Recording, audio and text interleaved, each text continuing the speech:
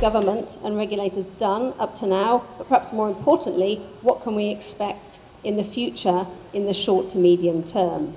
We have today more than 2,300 companies listed on the exchange.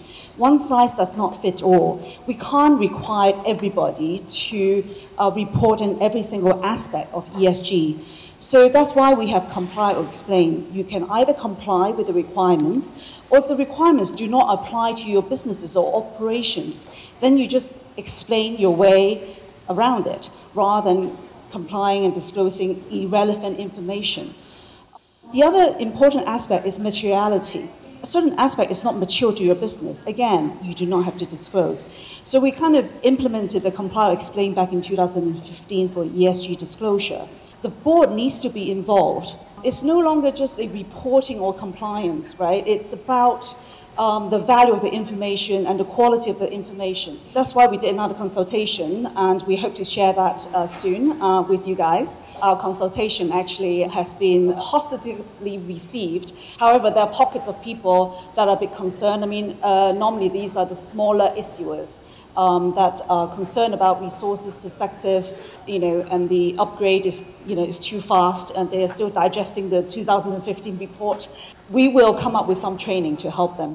In terms of environmental KPIs, we have introduced a new one because you may have heard of the task force TCFD for climate-related financial disclosures. In terms of social KPIs, we are also upgrading it from voluntary disclosure to comply explain. So to make it as equal as environmental.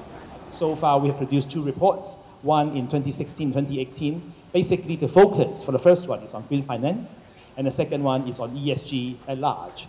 And we are now trying to do the 3rd report, and the focus of the report is more regarding how we can engage the private sector more to enhance the ecosystem for ESG.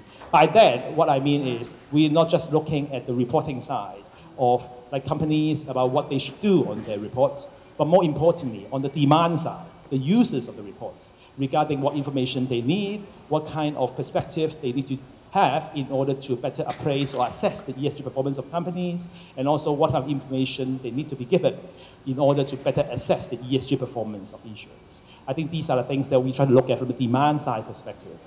We see ESG reporting not just for the sake of reporting.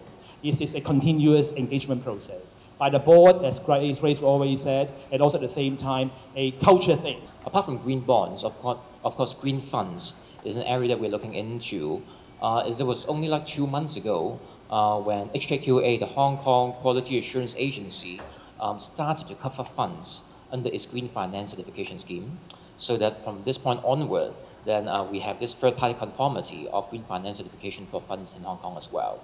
In terms of encouraging more green or sustainable investments, actually our exchange funds investment manager, which is HKMA, has also announced or publicized the fact that considering the same long-term return and also on the risk-adjusted basis, they would actually prefer ESG investments in the portfolio. So in that sense, we're trying to also lead by example to encourage investors to look into ESG investments. Green finance is still evolving globally in terms of standards, in terms of investors' expectation, disclosure requirements, so on and so forth. So it's very important to keep our international dialogues with all the stakeholders. So this year, we have various conference, seminars, and roundtables talk about the latest development and trends for green finance, and definitely help us to raise our profile and make sure our ecosystem and our industry is on track with the latest development on standards. Then also, early next year, actually, IFC, International Finance Corporation, under the World Bank Group, will also hold its Climate Business Forum in Hong Kong as well. So again, as other occasion that we can raise our profile, promote our green finance capability, and also make sure we are on track with international expectation on green standards.